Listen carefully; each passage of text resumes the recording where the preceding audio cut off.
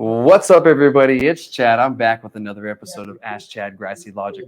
Today, I'm here with my friend from the eastern part of the state, James Bajis. I hope I didn't chop that up. He's from Bud Board over in Carlsbad, and he's going to tell us all about them. And before I do that, James, go ahead and tell everybody about yourself, man.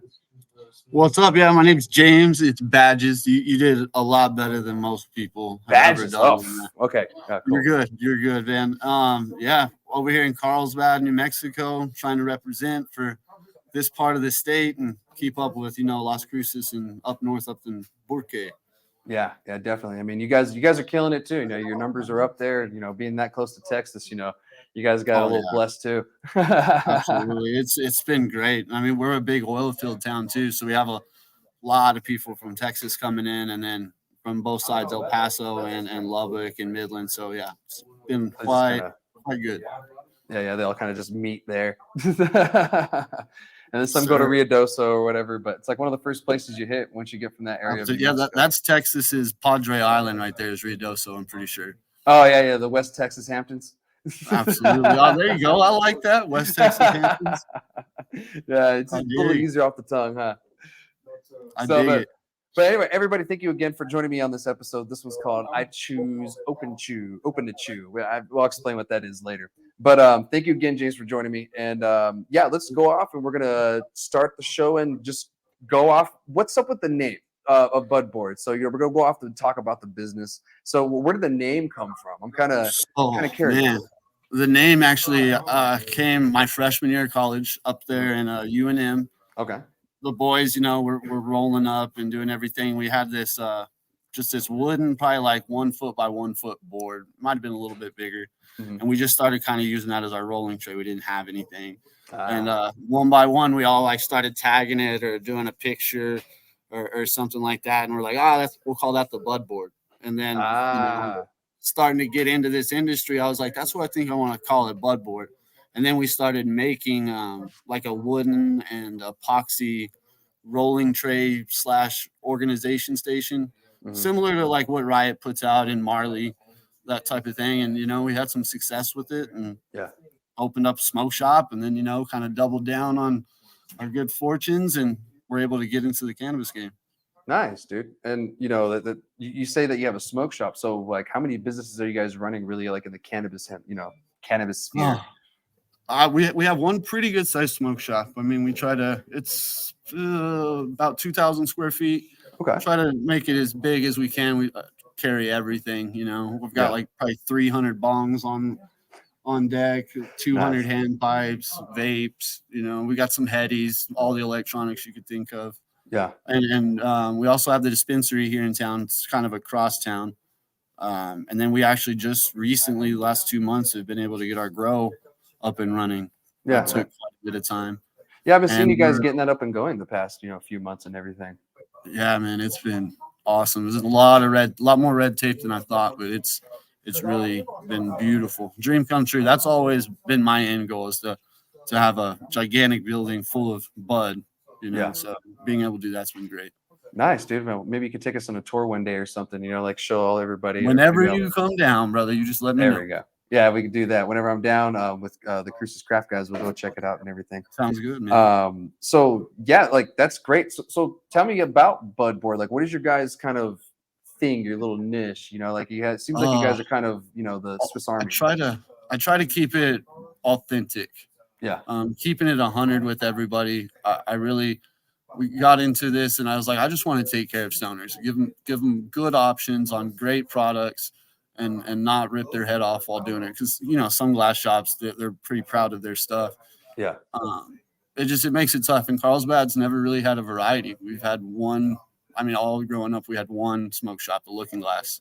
Yeah. And it's last couple of years, they haven't had much, so it was really kind of like a stoner duty to be able to open. In a sense, it was absolutely fantastic. Yeah.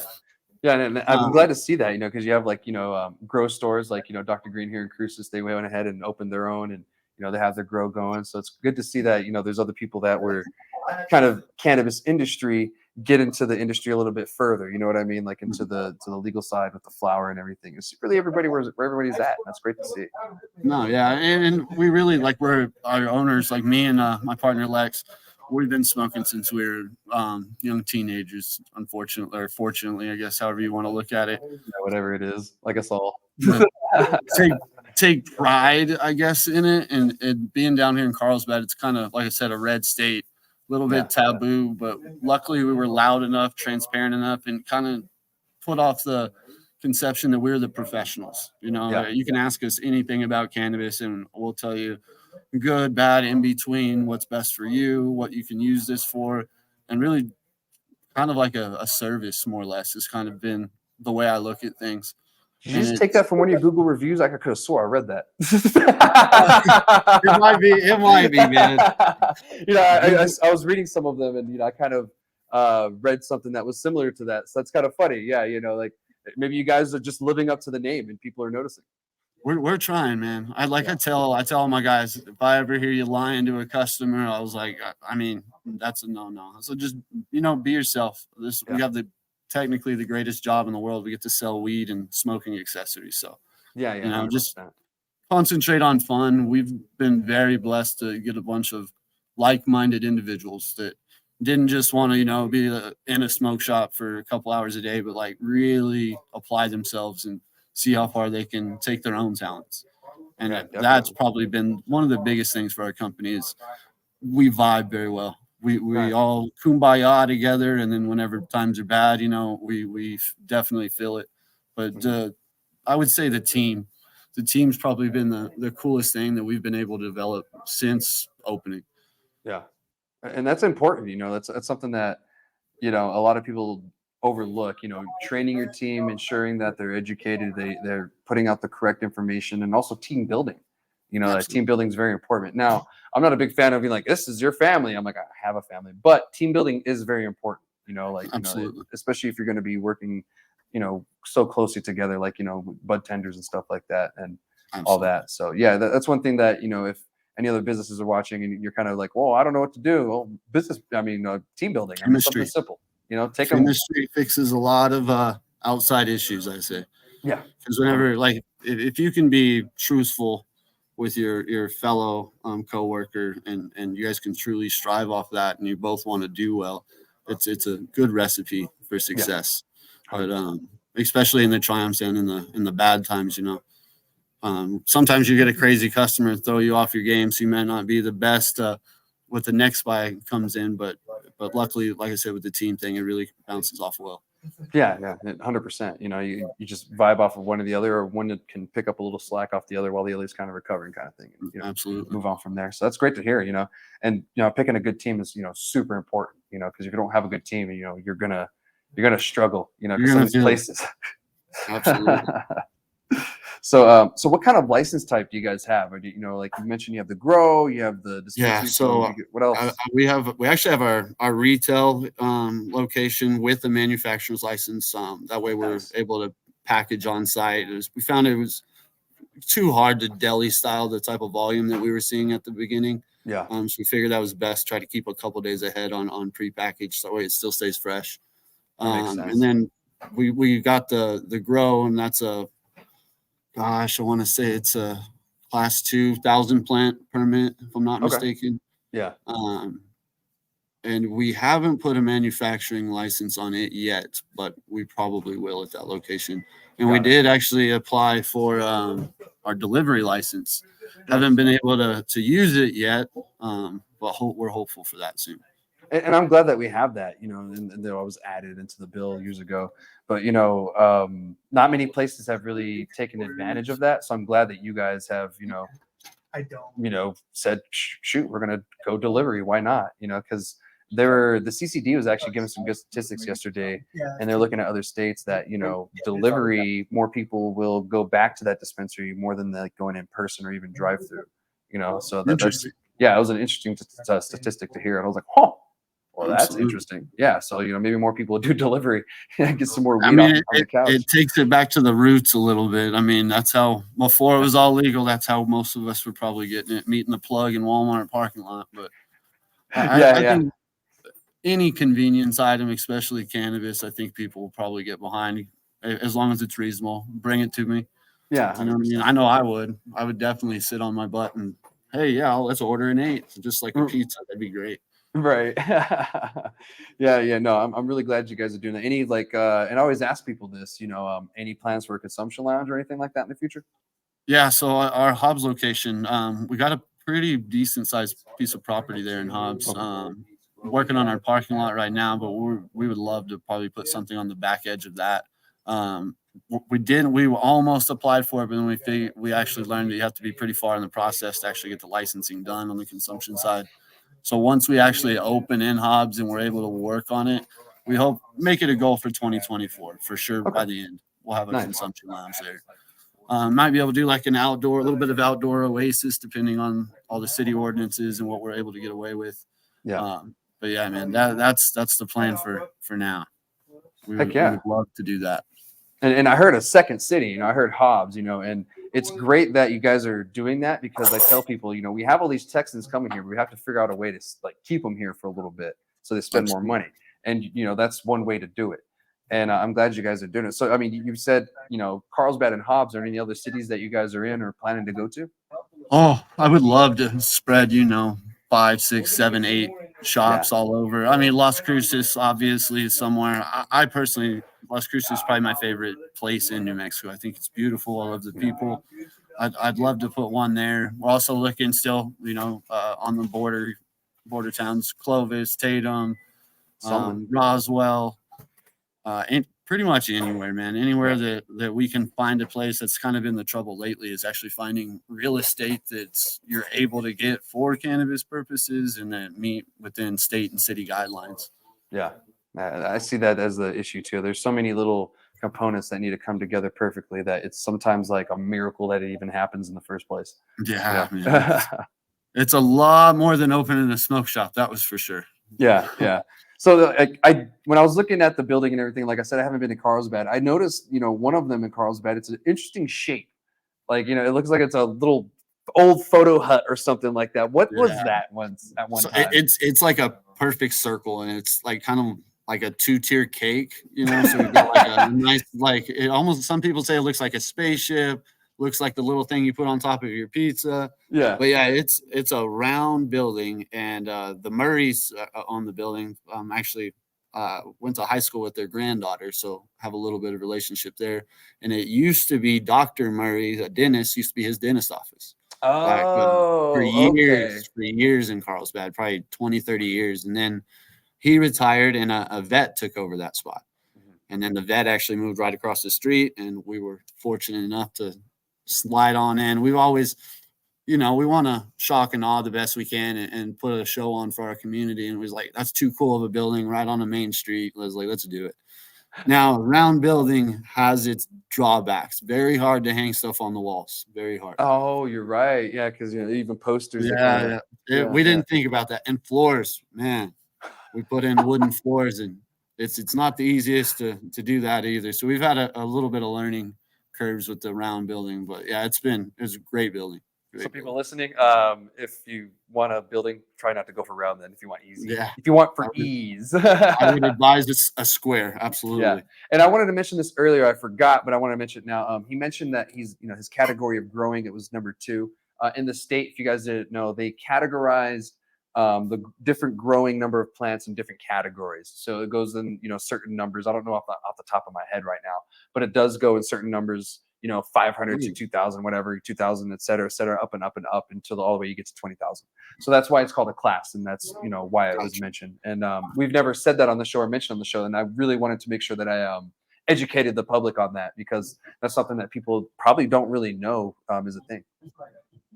Yeah, no, you're right. And even manufacturing, I want to say it's like ours is a class 2 or 3, if I'm not mistaken. Like it's not, I know we can't make edibles, but if I'm not mistaken, we can do like triple threats and stuff like that. Hash holes and stuff like that. Yeah. Because those are pretty popular here in New Mexico. And, I've been seeing it in other states, but here in New Mexico, well, in the South, actually, I guess they're way more popular than they are up north.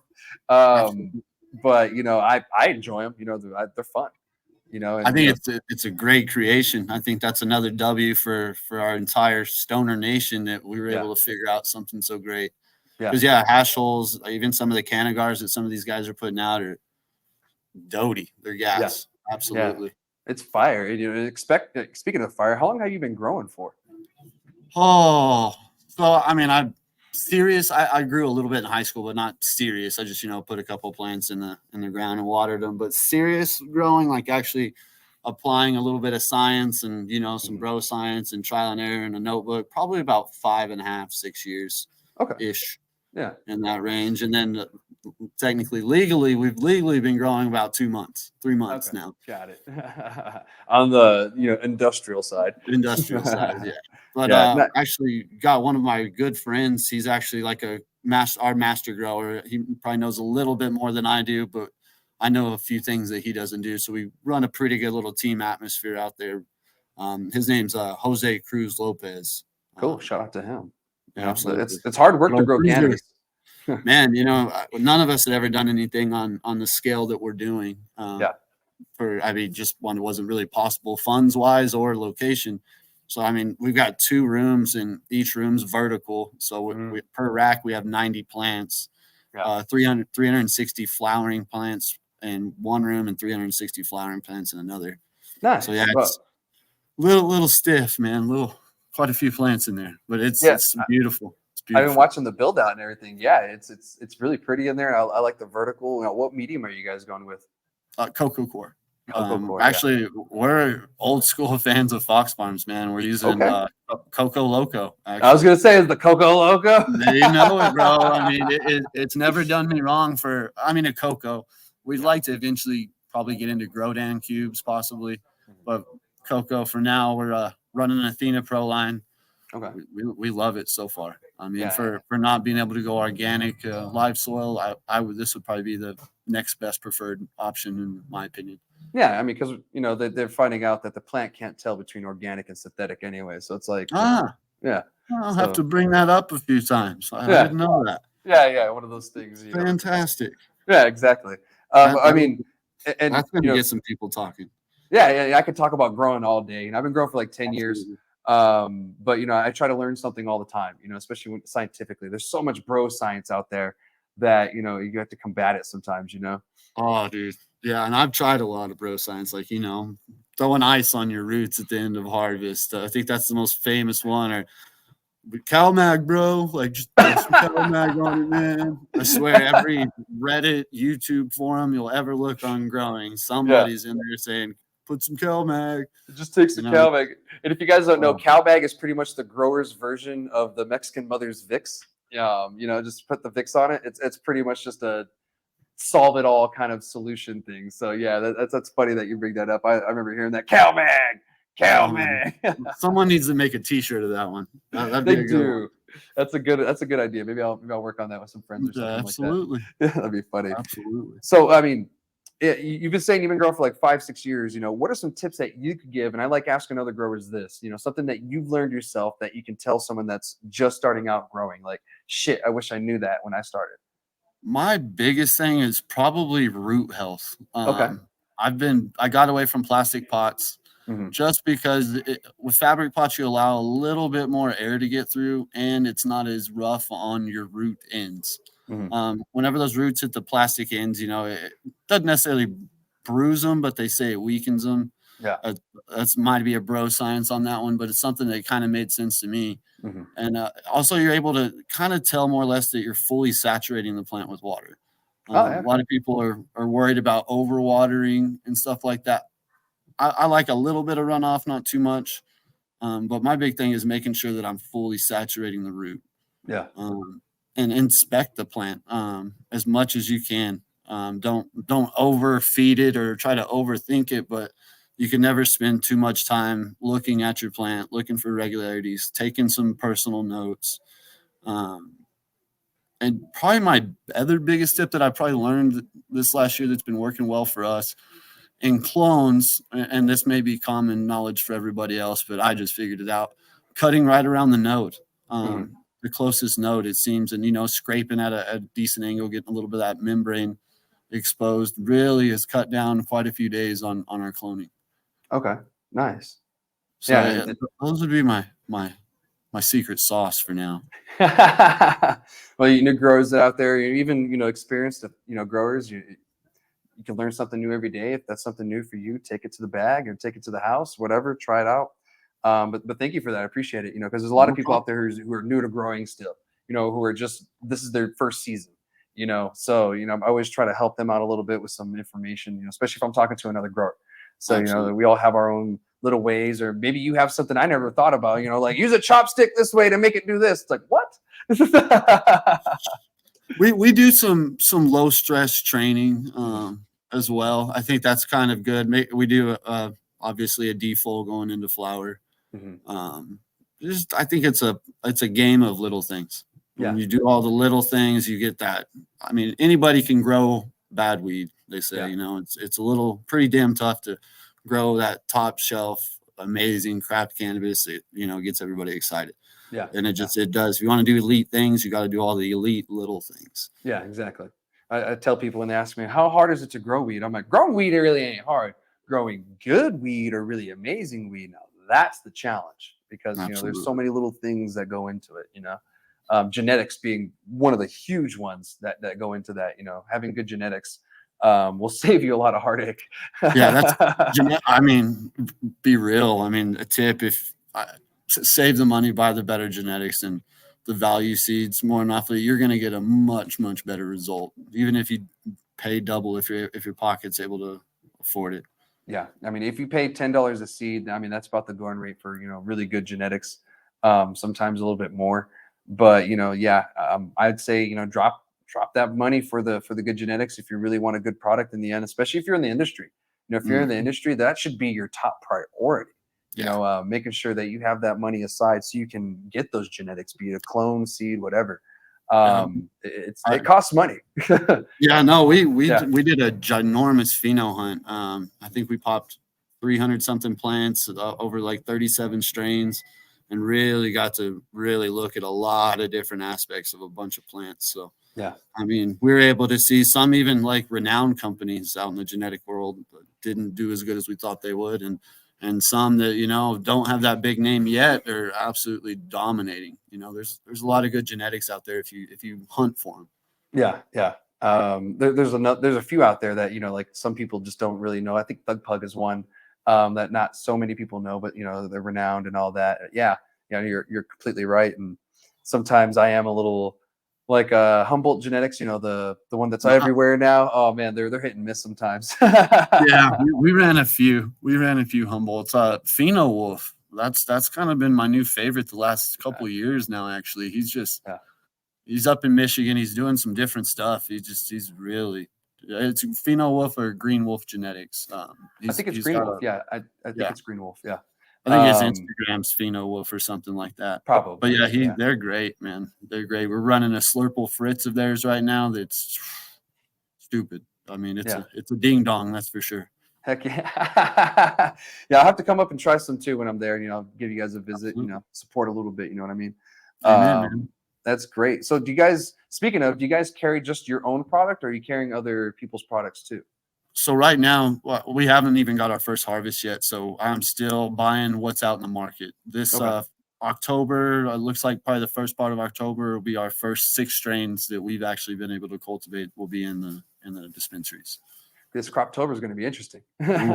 We're pumped, and we're able to basically harvest 6 strains, or 3 strains rather, 6 strains a month, 3 strains every 2 weeks on a cycle continuously. So we're really excited to get some of these strains out here. There's some new exotic stuff, some different terpene profiles than this part of the state's used to seeing. Super excited. Heck yeah, dude. I'm glad to see that the eastern part of the state's getting some fire too.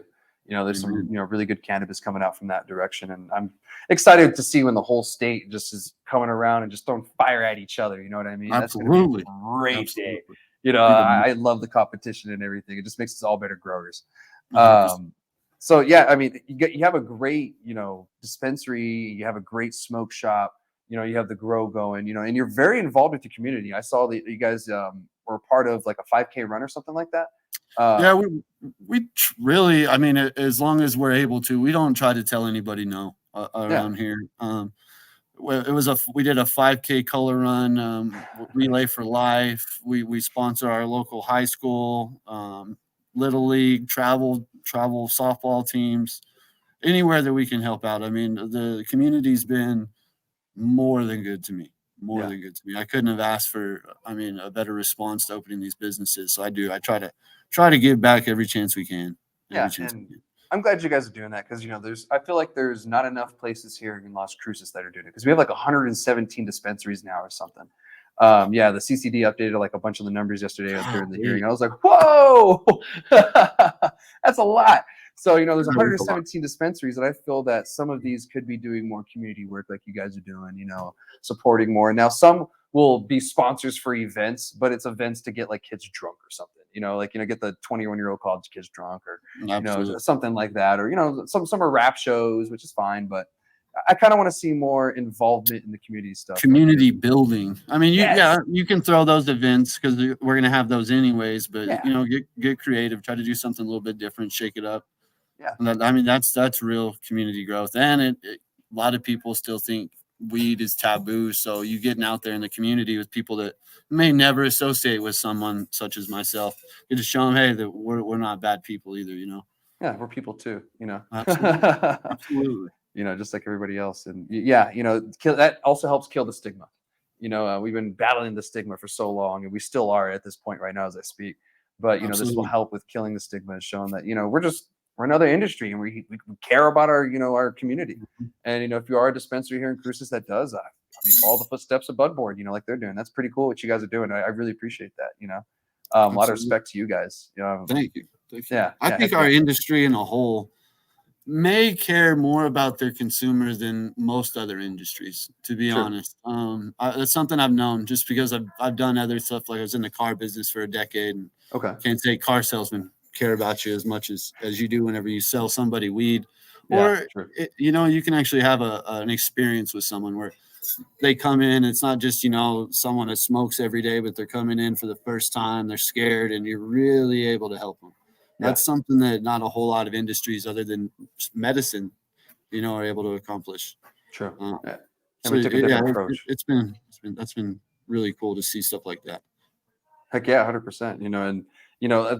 And the cool thing is you have almost free reign to do this cannabis industry any way we want, really. There's really no like set model. I see some people doing the Colorado model where they have like the separate room, they have like big guy in there looking at you, snarling, let me see your ID. Then you go inside and everybody's all nice. And then you have the people that walk in, you have a little podium there and the guy's just checking the ID and you walk in. So, you have like the different varieties of dispensaries. Even in Albuquerque, you have gas stations. You don't see that everywhere. I'm seeing that in memes now. It's hilarious. The Albuquerque dispensaries that are gas stations. They're memes. That I wonder how the gas station weed is. I know the food's not very good. But, I don't know about gas station weed. But, at the same time, that's something cool to see. I never in a million years would have thought convenience store selling weed. So that, I guess, great day. Yeah. Great day in America. Get a Slurpee and a doobie, I guess, right? Yeah, it's not a bad combo at all, man. That's great. Sounds like a great combo to me. Yeah, 100%. Yeah, well, that's great. You guys have like a website for people to like order online or anything? We do. We converted over to Dutchy. We weren't big, gigantic fans of BioTrack, unfortunately. So we do have a Dutchy website that we're able to order off of. I think it's budboard.com, if I'm not mistaken. Might be Budboard Dispensary. Okay. I didn't write that down. After the show, we'll get it and I'll put it in the description for everybody so you guys can just click away. Cool. Yeah, that's awesome, dude. I wanted to get that. So where are you guys located at, and where can people find you, when they come to visit Carlsbad? So our dispensary is at 618 West Pierce Street. It's one of the main road here in Carlsbad. We got the big Budboard B right out front. Can't miss us. Our smoke shop is at 408 South Canyon, 401, sorry. 401 South Canyon. Got a couple of 1s and 8s. Big thing, it's a green. We got a bunch of Budboard green on it. Can't really miss us. And then Hobbs, like I said, should be open the next month or two. It's at 2206 Marland. Awesome. Thank you for that. And what is your guys' hours of operation? That's what I meant with the last question. My bad. Gotcha. Monday through Thursday, we're open up 8 to 10:30. Thursday or Friday and Saturday, we're open to 8 to midnight. And then Sunday, we're open from 10 to 8. Nice. Cool. And the smoke shop's pretty much the same thing, if I'm not mistaken. Yeah. You guys run any deals or like discounts or anything for like industry or veterans? We do run veterans constantly. We do some industry stuff over here at the smoke shop. I don't think we've actually put the settings in Okay. over at the dispensary, but I do know we give some discounts from here and there. I've Nice. seen that. Yeah. I mean, we always have like a kind of like a clearance shelf. Okay. So to say, maybe something that's ending, it's getting close to a fresh date, you know, marking it down for cost, or, you know, something that just didn't hit the way we wanted it to. And then we always have, you know, like Munchie Monday, pre-roll Tuesday, wax Wednesdays. So we've always got a combination of maybe 5 to 10 different products. Nice. Discounted down at all times. Heck Give yeah. a birthday doobie on your birthday. You just, just the basics. We haven't got anything too spectacular on the discounts yet, but it's something we're working on it. Yeah, definitely. Well, I appreciate that. You know, it's cool that you guys are, you know, and I see a lot of places doing that, you know, like a medical Monday or, you know, like edible Taco Tuesday or whatever, you know. We're actually talking about doing a Taco Tuesday and seeing if we can get a local business here to team up with us and start doing some tacos. That'd be great. I mean, what goes better than a doobie and some good street tacos, you know? Right. And actually on 420, I know Top Crop here in town, with your purchase, I think of over like $40, you got free tacos. I was like, what? Nice. Yeah, I was like, I will go get those tacos. Good move on their part. That was great. Oh, that was a good, fantastic move. Well, anyway, thank you so much. Do you guys have any like thing planned in store for, you know, that you want to share? Let me think here. I think you'll see a couple fire strains that'll kind of surprise the state over this next 6 months. We've got a couple of heaters that we've been working on for a few years. I would stay tuned for our Donnie bananas, our Krypton cookie, and our stripper glitter. Those will be 3 strains. Those will be 3 strains that I mean should make some noise. I mean, we're happy about them. Got great terpene profiles. Then hopefully maybe towards the end of this next year, we may even have a little bit of hash to be able to put out, hopefully. Okay. Yeah, maybe I can help you with that one. Yeah, So we'll talk more. So, but anyway, thank you so much for joining me, everybody, Bud Board. And I look forward to keeping you on with the rest of the conversation and everything. So thank you so much, James, for joining me. Thank you, Bud Board, for being here. And, you know, I can't wait to visit you guys and, you know, check out the operation and everything, because hopefully by then, you know, you guys will be roaring and going and, you know, have your perpetual harvest going. So absolutely. Come down in October, bro. It'll be a good one. All right. And it'll be cooler too. Yeah, it's 110 every day down here. Oh, yeah, it's ridiculous. It's finally cooling down here. But we're moving on, everybody. We're going to be talking about the next topics. I got 2 more topics to talk about, and they kind of are similar to each other because the first one has to deal with CCD. So New Mexico got a new person in the CCD, a new director, and his name is Todd Stevens. He's a veteran of the Colorado's cannabis industry, the legal cannabis industry, and he's a veteran through Native Roots. They're a cannabis company in Colorado. I've actually been there a couple times. I've actually visited them myself when I'm visiting my brother or my family. You know, I think they have some on the border over in the Farmington area near Durango, Colorado, and all that area. So he has experience there. Doesn't seem that he has any experience on the government side, you know, or, you know, doing any of this job, but they do feel CCD does feel confident that he's going to do well. I mean, how do you kind of feel about that? You know, the guy from Colorado, Native Roots, coming into New Mexico, then being in charge at the CCD as a director. Man, I'd love if they had some New Mexico roots or some homage to New Mexico. Yeah, me too. Yeah, I mean, doesn't make me feel warm and fuzzy. I don't know a whole lot about Native Roots as a company. If one of those big ones, you know, it's that corporate weed model coming in. Yeah.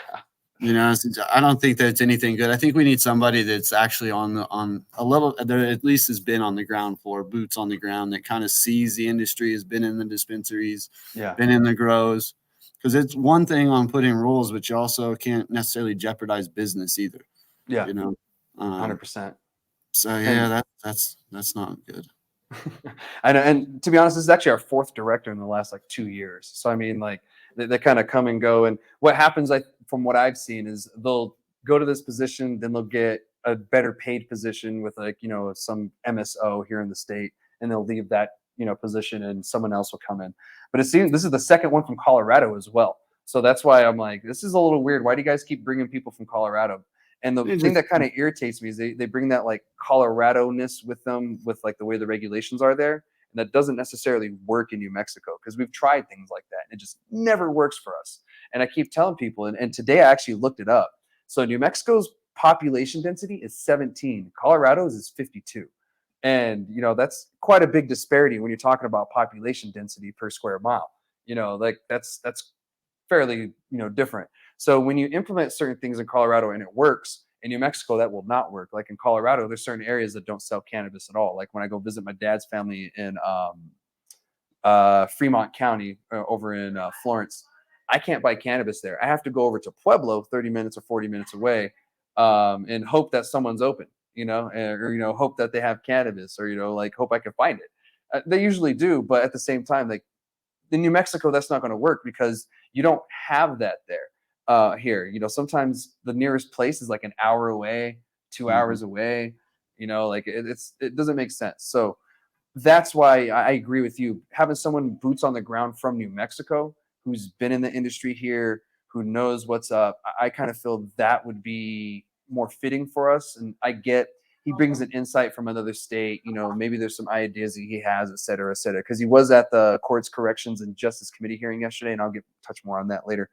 But I'm a little reluctant, I guess, as all New Mexicans are. We don't like outsiders, regardless. But yeah, I'm a little reluctant about this. How else do you feel about especially with the information? I mean, this is the fourth director in 2 years. I mean, I always hear rumors, the CCD is short-staffed, on this and on that. I hope they're able to attract some good help, because, I mean, that it's such an important position in our state that, we need somebody that is kicking butt and wants to do well for the state, and it's hard for me to think that someone outside of the state has our state's best intentions, as well as, always a conflict of interest. You said that our past couple grand poobahs at the CCD have moved on to in a position with a cannabis company, so that's somewhat worrisome. Yeah. Are you putting in rules to help these companies benefit more than others? We've all heard, these guys are bringing in weed from California or Oklahoma.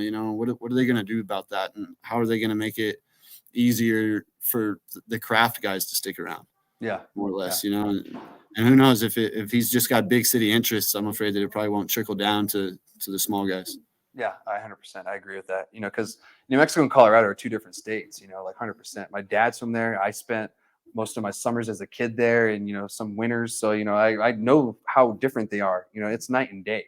Culture, even environment. I mean, Yeah. They probably have a little bit more different types of setups than we're able to do. I mean, we're pretty hot down here. Yeah. So I mean, warmer. Not even knowing the little things, and the little things like that are going to matter, I think. 100%. And that killed a lot of people from California too. They came in thinking that our humidity is exactly the same and our temperature is a little more stable like theirs, when that is not the case about New Mexico. No. It's hard to grow here. It's not a easy. Bipolar state. Yeah, it is. It's dry and it's hot. I mean, at least the southern part. I know none of us get too much rain. Yeah. So it is. It's a desert. Yeah, it's definitely a desert. So my other worry that I had, and I forgot to mention, is Colorado doesn't have a medical cannabis program anymore, I don't think, and that's something that makes me afraid. When you bring someone from another state like that, they're going to be like, well, let's just get rid of the medical cannabis program. Screw all those people, and so I actually heard a couple of years back when I was at a dispensary up there. I want to say Wolfpack, and they were talking about how medical has been trash and they're about to do away with it. And I was like, no way, man. They've got to be making way too much. So if they're come from running a broken model, then yeah, we don't need none of that here, at all. Because no one's done it right yet. Like no one's done this correctly yet, and we're still figuring it out too. I think we've gone a great direction with it, but we still haven't done it right yet. So taking stuff that other states have done that not necessarily have worked is what worries me. Like the CCD came up and has this whole education thing that they want you to do before licensing, and even to get a renewal now, and it's for the owners. It's not even for just bud tenders, which I would understand if it was for bud tenders. For bartending, you have to do it in the state and working with other things. It makes sense. But for like the owner, that doesn't make any sense. You have a business to run, who's going to be paying for this? How long is this going to take? Because then you have to find someone to literally replace you while you're taking these classes for whatever reason. And, they don't require this from the other industry, the adult industries like, alcohol and tobacco and all that. They don't require you to have this ongoing education, just to have the business. And that's a little ridiculous. They should do something like in the car business. I know, for example, you get a franchise. The owner is on a lot of the licensing, which you usually, just to be able to qualify for that, you have to have like what they call a dealer principal. Mm-hmm. So these owners put someone in place, kind of like a CEO that maybe does know the industry the way they're supposed to. That's fair. Regulatory wise, but yeah, man, it's slippery slope there, It is. And it's such a new industry that I kind of feel implementing a rule like this is too soon, because we're still going through that natural weeding out process. Like we're going through the natural purge right now. That bubble bursted. There's too many places. And I knew that I've been talking about this for months. I knew this is going to happen, that now the numbers are going down. We're 30 licenses less than we were last month. And that number is probably going to keep going down. And the CCD, with their crackdown and the mass crackdown, that's going to go down even more. So I kind of feel like something like this is a little too soon, but something that you mentioned, that's actually a really good idea. Because I have been seeing a lack of, education and everything, but I also knew that was going to happen in this industry, because I warned people last year. I said, if you're coming into this industry ignorant, you're going to have a bad time. And some of those people have already went out of business. Mm-hmm. So that's just my advice is, like you said, if you don't know, hire somebody that does and put them in charge. Absolutely. We got to start treating it a little bit differently. Like I said, it's almost a cross between a true medical business, like a hospital. So we've got to be pros, but at the same time, it isn't rocket science. But I'm not big on rules. I don't like the state to overstep, especially in business, more or less. Me too. I'm learning this regulatory stuff, and I'm trying to take it with a grain of salt. But unless this test or these certifications are just extremely beneficial, you know what I mean? Why are we doing that? You know what I mean? I think that the owners are probably smart enough owners, leave it up to them to hire the help. Most places like mine, for example, we make sure everybody is very sufficient before they're, out pitching weed to customers. You have to be. Yeah. You have to be. But some of these guys don't know. But to require it of them, I agree. I think there's 500 other things we need to figure out before that. 100%. This is something that I've heard people say, oh, this will help weed out the people that shouldn't be here. We'll lose 10% right away. And I'm like, that sounds like an arbitrary number, first off. But second off, we don't even know if that's right, because most people cheat. So like, they're just going to pay somebody or pay a cheat system to cheat this test. So like, it would be stupid in the first place, and it would just be a money grab by something. So a revenue stream for the state, something like that. Yeah, or a particular person or whoever, someone's friend. And we've had bigger hurdles as far as like weaning people out. I don't know how many people aren't going to keep their business over a little bit of training. I mean, it could deter some people. Maybe they can give us a tax credit if we took it. I could get behind that. Yeah, but they can't even do that these days. No breaks, bro. No breaks. Yeah, no breaks at all. So either way, congrats to Todd. I wish him luck, and I hope he does well for the state. And if he implements something we don't like, we're going to be vocal about it, man. Welcome to New Mexico. So wish him luck. So 100%. Good luck. So moving on, we're going to talk about the last topic. The Courts Correction and Justice Committee hearing that was here in Las Cruces yesterday. And a lot of people didn't know about this. And I got wind probably 24 hours before it happened. And what it was it's a committee. And if you guys don't know, certain committees are made of different people. This one was made of members of our state House and Senate. So representatives from both were in this committee along with other people. So the CCD was there to speak. And then they had a panel of, industry experts and everything that were there too, which, my issue, I have an issue with panels like that, just to start out with. There wasn't the people on it. I just have an issue with panels, especially small panels, because it doesn't really necessarily reflect what the whole industry thinks or feels. It's just what those individuals really feel. And then none of the people have really asked, especially on the panel, what any of us thought or felt. So it wasn't a reflection of anyone's opinion but those people. And I kind of feel town halls in that sense for like industry would be a little bit better. But that's my only gripe about that. So they came here and pretty much just had a really day long, like went from 9 a.m. to like 4, almost 5 p.m. Ooh. And they had a lunch break and everything, and it was all day. CCD came in, and we talked about the cannabis rules and everything they've implemented, the new ones that we talked about. Some of the legislators, did have some concerns about the education thing because it did seem a little overreaching. So that was great to see that they did have concerns like, well, why are we doing this? And those of you in the cannabis industry, if you can get to Santa Fe August 31st, or if you can write in a written comment, please do. And if you're for it or against it, but they want to hear from the industry, so that way they can mold this industry for us. More feedback, the better. Absolutely. Yeah, 100%. And they beg us for it. We don't give it to them because we hate the government so much. But this is the game we signed up for, guys, and this is the game we're gonna have to play. And I'm sorry. You should have thought of that before you got in the cannabis industry legally. Well, it's I think every owner and advocate's job to almost personally involve themselves in this, just because, yeah, if you're a license holder, man, you need to be paying attention to at least these emails they're sending out.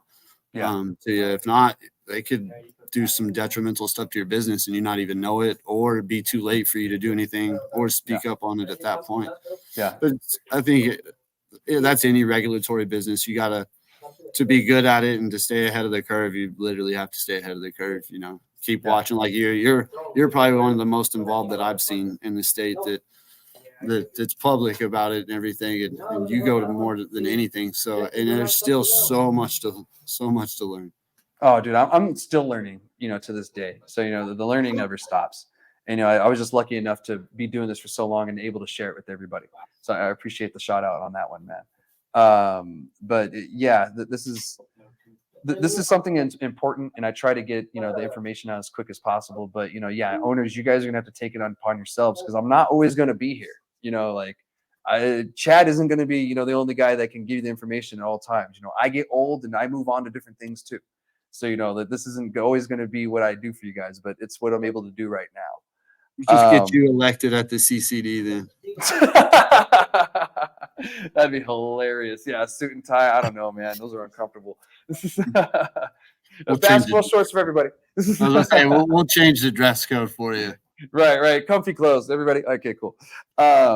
But yeah, it was a good thing that that happened. I was really glad that they brought it down to Las Cruces, and I kind of wish they did it in more places around the state so they can get more of an idea instead of just going to one area in the state, which we get forgotten a lot about, in the southern part of the state. And so the northern part gets all the attention, and they listen to them the most. So I thanked all of them for just being here, and I was like, thank you for being here. Like, some of the legislators came from Santa Fe.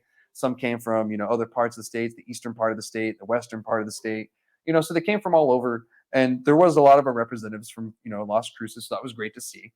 But it was really great to see that they just did this in the first place for Las Cruces, a whole day of cannabis, and, they talked about the laws, how the laws been going, this and that, the issues they're seeing, what's proposed. And then Katie Duhigg came in. If you guys don't know, she's one of our representatives in the state. And she is the one who did put up this, pretty much the board, the panel of people that were answering the questions. And, because if you guys don't know, she was a big part of the bill that actually passed the CRA, and she helped write it and she sponsored it. So it was kind of up to her to really promote this bill. It's kind of her baby. She even showed up with weed leaf earrings. It was kind of cool. So she did that. They updated everybody. They got to answer some questions from the senators and the House representatives, and it was really cool. Like I said, I have a problem with panels just to start out with, just as they are, and the reason why is because I just don't agree with everything that people say, and that was the case yesterday. They had a lawyer from Colorado who represents Swazi and our Greenleaf and all those guys, and a lot of things that he said, oh, Colorado, we do this, and Colorado, we do that, and blah, blah, blah. To be honest, he kind of looked like one of my cousins from Colorado. I was like, are we a relative? But I just couldn't get behind a lot of things that he was saying on how to run it in New Mexico because, like we've talked about before, this isn't Colorado; it's New Mexico, and it just doesn't work here with certain things that people implement. And I get it; it's ideas, and it works in Colorado, or it works for them, or they feel that it works for them. I've heard other people from the industry tell me that they hate it and it's dog shit, but that's coming from someone who represents someone who has a lot to lose. So that's coming from there. We have a very unique economy in New Mexico. I mean, I'm not going to bust out any economics or anything, but very, very, very different to what Colorado's doing, especially if you split the state up into sectors. I mean, very diverse marketplace, and that's going to be really hard to have someone that hasn't spent considerable time in the areas, at least to know the culture of the people, to be able to make the proper, responsible decisions. Yeah. Hopefully he's a very grounded person for all of our sakes. Yeah. But yeah, that's something else there, man. It really was. And if you guys want to watch the whole hearing, pretty much the whole day, you can find it on the NM Legis website under webcast. There's a little tab that says webcast. If you go under there, you can find it. It's I already said the committee. You can go and look under that. And it should be there. You can look under date and probably find it. It should be under archives or something that says, there was a past recording. If you guys want to go and, if you don't believe me or want to see everything for yourself, go ahead.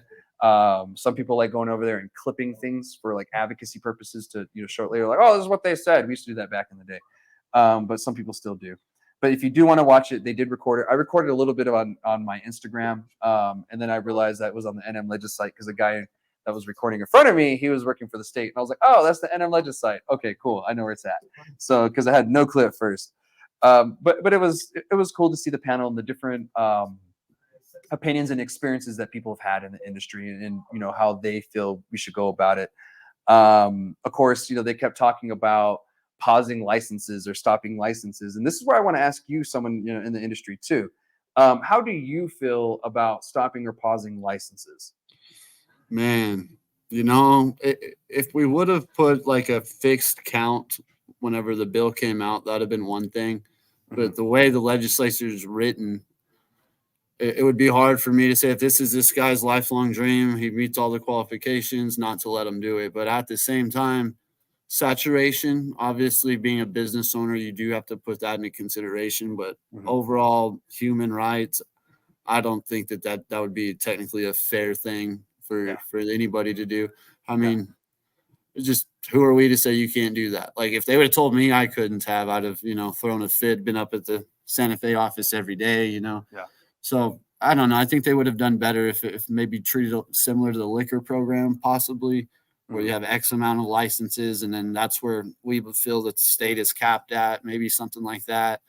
But not until they rewrite quite a bit of legislature. I don't think that they should change it.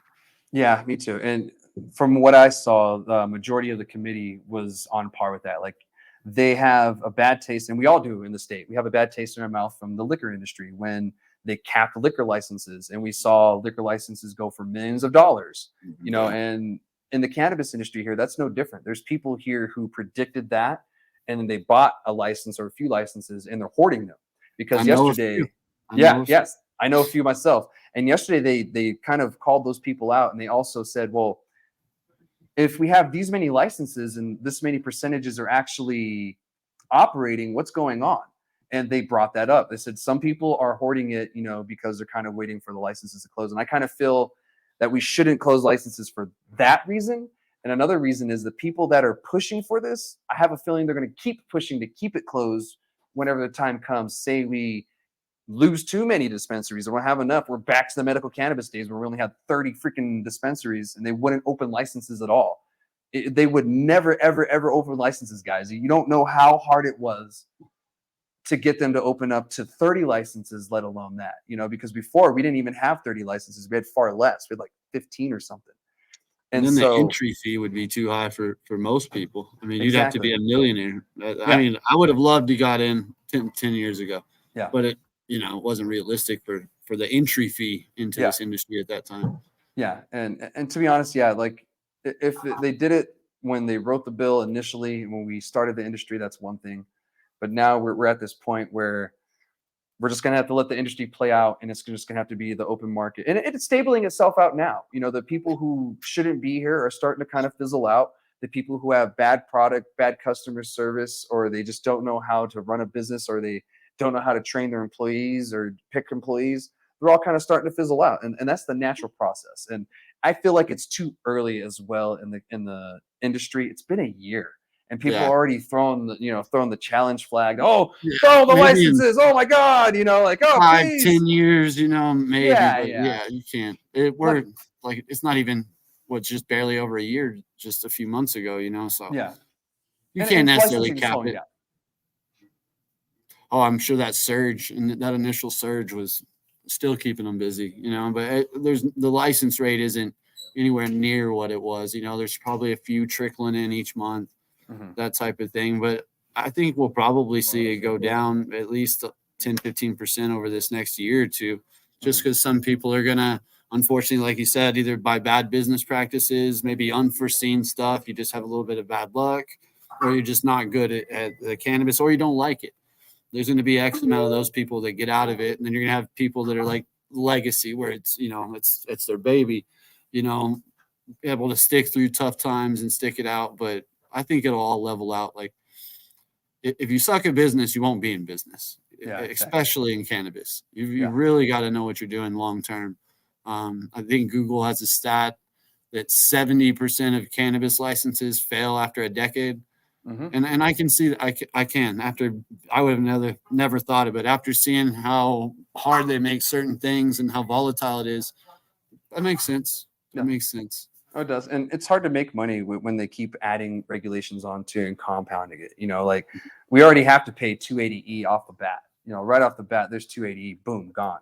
And then you can't claim taxes on anything. You can't sit there and say, well, I did, donated this or this and this, or, I bought this many supplies. We can't do that in the cannabis industry. And they did bring that up to the legislators and everything. And a lot of it goes back to the federal government. Like, the state can only do so much, until the federal government changes things, because the federal government and the state, they're on two separate law things, guys. I know it's confusing, but it is what it is. And we have no choice but to wait.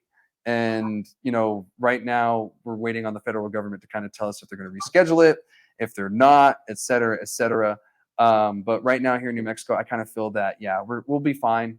Some people are just freaking out because they're going to lose their livelihood. They're going to lose their business. But we all know what we were getting into when we decided to get into the cannabis industry, or any business really. Like, restaurants are along the same line, I believe, of dispensaries of closure rate. If no one feels bad for those guys when they go out of business, like, oh, that sucks, I love that place. But, they're not telling the state to close the restaurants because there's too many restaurants, like, restaurants and fast food places are popping up all over the place still. Like, I'm from Alamogordo originally, and they keep adding them. Food trucks. I bet we have more food trucks than we do restaurants now, which I'm not complaining. Some of them are great, but I agree. I think it'll wean itself out over time. Yeah, exactly. We don't stop Walmarts or any of that, but we for some reason want to stop dispensaries. Like, it's a little ridiculous to me. So hopefully it doesn't go through. Hopefully that gets changed. And that's not the case. But we'll see. Just to let you guys know that all of these ideas and stuff that were talked about yesterday doesn't change any law. It doesn't get put into a bill right now and get voted on next week. We don't have a legislative session until January of this next year, January, February of next year. That's when our legislative sessions happen here in New Mexico. Then every other year we have a 60-day session. And then every year in between that, it's a 30-day session. The way that you remember it is every odd year is a 60-day session. Every even year is a 30-day session. And if you want to make it easier, just remember the odd year fact, and that'll probably help you. So odd years, 60-day session. That's good to know. I did not know that. Yeah. So there you go. Teaching people all day. Absolutely. So if they do a full session, I remember a couple of years ago, I was hoping they were going to pass it, and something or other happened. They shortened it by a few days, I believe. I was like, well, no weed this year. Bummer. Yeah. And to be honest, like, even this change, because the CCD does not have any power to cut off licenses. So I see people like, please cut them off. I'm like, they can't do anything. It's law. It literally says they cannot cut off licenses. And I don't see people or that idea going away. So for me, I am personally against shutting off licenses completely. However, if you are going to propose this, I at least want to propose correctly, because I just keep hearing shut off licenses with no plan really. It's just shut off licenses and that's it. There needs to be a plan in place. And to be honest, the legislators all agree that if there would be that case, which most of them feel that there shouldn't be, that there would be a pause and there would be a mandatory expiration date. And no one really knew, like, at the time when I was there, how to implement that. And I was thinking, as I was sitting in the audience, I was like, there has to be a way to ensure, because these people that are wanting this, a lot of them are just not doing well business wise, or they're afraid of losing their business. And I have a feeling that when it comes time to open these licenses up again, if that was the case, they're not going to allow it. They're just going to fight it. My livelihood, my license is now worth this much. Now it's not going to be worth that. The same arguments they made on the liquor side, for them to not to open it. So what I did is afterwards, I went up to Katie Duhigg and I said, okay, so I flat out told her, I was like, I'm not a fan of closing licenses at all. That's fine. That's people's opinion. But I do feel that it does need to be done right. And there needs to be an expiration. I gave her the same, reasoning that I told you. She said, that is a worry. Okay, you're right. I said, so what it should be is a pause with and this is my revised version after talking to someone afterwards. And 6 months at a time, no more than twice. So no more than a year at a time. And then after that, 3 years, it stays open. So you pause it for 6 months, look at it. If you need to, you pause it again for 6 months. And that's the second time. And you can no longer pause again for 3 years. And even then, you still have to go back and look. It has to be enacted. It'd be something that expires on its own and has to be looked at again. And if you do it twice, tough shit. You got to wait. Because that seems fair to me if that was going to be the case. I think it's fair is just keeping it open, because this is a bunch of shit that you got to go through again, create more rules, more laws, and make it more confusing just for the fact that people are scared, like out of fear. I like the compromise there, because I mean, if the major money in the state is pushing to close licenses, more than likely that's what's going to happen. But how can we at least have it on our terms as much, at least allowing people to have that entry is all they need. And even if, you have to shut down even half the year every year, if it's license season, it's license season at a worst case. But hopefully it doesn't come to that. And we'll have more people move to New Mexico and we can have everybody have a weed shop. I mean, that'd be a perfect world. But I think as long as money is involved, there's going to be those people pushing to, constrain it, obviously for monetary gain. So I see where they're coming from on that, but I'm with you, man. I would be crushed if I was told I couldn't open up a dispensary because, there's a cap or this thing or that thing. If I'm capable and I meet all your rules and expectations, I don't want to hear shit.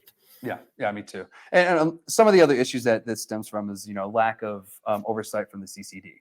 And that's fair. We're a very rural state and it's very sparse.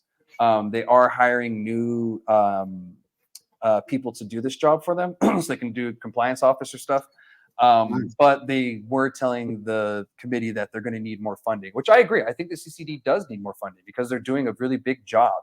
And there's a lot that goes into this. And I feel the more funding that they get, the better job that they're going to do for us in the long run. So yeah, I agree. So if you guys have the means, you want to talk to your representatives, tell them the CCD needs, a bigger funding, because I agree. They can implement things for us. And to be honest, I love their campaign for, safe cannabis use and storage and stuff like that. It's hilarious and it's great. And they have like these flyers you can download. And I kind of feel like, maybe some shop owners could download them and put them in their shop, because it's even teaching parents how to store their cannabis or, like informational stuff, just like simple things. Yeah. That's actually a big thing lately is around your kids and child lock and all that stuff. So it's actually good that we're modeling at least that figure, because there's a lot of different ways we could have went about that. So 100%. Yeah. But we decided to go. They tax us so much. They should be giving the CCD all the support that they need. And that's one thing that they talked about too. And I forgot to mention is they did talk about the taxes. And I've mentioned this many times that we're going to have to go back and look at these taxes. We cannot increase it again. We are at a threshold at this total of 21%, depending where you are in the state. We're at a threshold right now. If we go any higher, people are just going to go straight to the black market, and then we just shot ourselves in the damn foot. So that was one thing that was brought up, and legislature did agree, like, yeah, we're going to have to look at these taxes, because someone brought up, I think alcohol is only like 5 or 7%. And it's like, and we have cannabis over here. It's like, double that. Yeah, more than double that. So it's like, oh, this is ridiculous. So that's something that's going to have to be looked at. I get it. We're taxing the crap out of it. We're making a lot of money, but at what cost? Like, we're trying to kill the black market. We're only really going to shrink it to the point where you can't see it, but we're not helping that by having the taxes so damn high, because there's no tax on the black market. You guys got to remember that, like, you're going from an unsafe market that isn't taxed, maybe a little cheaper, to something that's regulated and taxed, but the cost is too high. And what are people going to do? They're going to go the other route. Of course. That's the one foot that we're going to have to sit on, because still right now, black market's technically better priced than most medical markets, or recreational markets. And as long as the quality is being pushed, then it's going to be that war, unless we're given a little bit of an upper hand. And I don't know anybody that wouldn't be fine matching black market prices. You know what I mean? But yeah, that tax and some of the rules in place, like the not being able to write off any taxes, it makes it very tight, very tight. Where there's other states like Missouri, they're doing it successfully, and I think they have a cannabis excise tax of 6%. Yeah. And it's just, I get, all right, let's pay New Mexico. Thank you for giving us the license, blah, blah, blah, blah, blah. But all right, let's lower it back down. That way that, the people that are from New Mexico can actually keep their businesses here and can keep investing in the community. Versus paying, what's it, 12, 14? And I think it's scheduled to raise as well, if I'm not mistaken. In 2025, I think it's going to 15 or 20%, something like that. And it's going to go all the way, I believe, to 30. So that's why they're going to have to revise this sometime soon, because the taxes are going up very soon. Like next year, they're going to have to, because, that's just going to hurt the industry. And they added that to make people happy. If they get up to 30%, you're going to have people not paying taxes, and they will 100% be in the black market. And there's people already in the industry not paying taxes. That's already an issue now. Absolutely. And so, that's another thing that, they talked about was, people not paying their taxes and this and that. And then banking, that was, this will be the last thing I'll talk about, guys, and we'll end the show for the day. But they did talk about banking, and that is a big concern, because some people are paying like $500 just to cash a check, and a certain percentage just to be existing. And Senator Cervantes, hate him or love him, he did make a good point. They're going off of federal stuff, and so we're like Al Capone. The bankings, they did the same thing to him when he was doing his illegal stuff, and it's the cost of doing a federally illegal business with a legal bank. And I hate to agree with that. And an old country asshole told me once, there's a way things are and a way things should be. And, unfortunately, in this case, that's the way it is, until something happens with banking. And we really need to push for the federal banking stuff to really go through, because that's going to save us. It's huge. So it's going to be huge. Like, it's massive. Like, a lot of people don't understand how big that's going to be. You can use your debit card at the freaking dispensary. And other industries too. Just like, the amount of fee and percentage that they charge to have cannabis banking, in my opinion, is robbery. In a sense. So, for it to be descheduled federally, it'll allow all the banks the same playing field, and all these other sub industries, whether it be insurance, you'll actually be able to get a loan to start a business, a cannabis business. It will open up a lot of different economic areas of boom, in my opinion. So hopefully they do that sooner than later, man. Hopefully. I do too. It's something that I'll be watching closely, and I'll keep you guys updated on. If anything changes on that front, of course I'm going to talk about it. So, but that's everything I had, everyone. If I forgot something, or if I didn't mention something about that committee hearing, I'm sorry. It was like a 9-hour day. I can't remember everything that happened in the day, but these are some of the most important parts of the day that I really wanted to talk about. They did mention something about like event licenses, like a temporary kind of event license, because they understand that we're doing illegal events, and all these events, we should at least just do it right. So that was kind of cool for them to be like, we know what's going on. They're going to do it anyway. Let's just let them do it right. So hopefully soon we'll be able to have like cannabis festivals where you can go there, you can smoke there, you can buy cannabis legally from like Bud Board, and you can toke up and, say thank you and walk away and enjoy the rest of the festival. So hopefully that will be something soon we'll see here in New Mexico. if that does happen, that will be a very happy day because I will feel more free. Put us on the map. It will. It really will. And I really hope they do that because it'll put us on the map. The last bonus thing, I'm sending out the box to Maui today, a couple of boxes. So I've been gathering all those donations from my friends over in Maui. They're still dealing with all that devastation that happened over there. If you guys don't know, I lived in Hawaii for years. And I hold it near and dear to my heart. And today I'm getting that sent out. Finally, we got some word from my friend Chris. We're going to send it a different way, but we just decided to get it out there. So shout out to my friend Chris. And yeah, that's everything I have this week. Do you have anything, James, before we head out of here? No, man. Thanks for having me on. I really appreciate your time, and it was a good conversation. We'll have to do it again sometime. And you got to come down to Carlsbad and hang out with the Budboard crew for a day this year. Okay, for sure, man. Yeah, I'll try to make that happen. I think I'm headed there sometime in a couple of weeks, so we'll see what's up. Sounds good, man. All right, man. Well, everybody, thank you again for joining. I'll see y'all next week for another show of #Grassy Logic. All right. Shoots.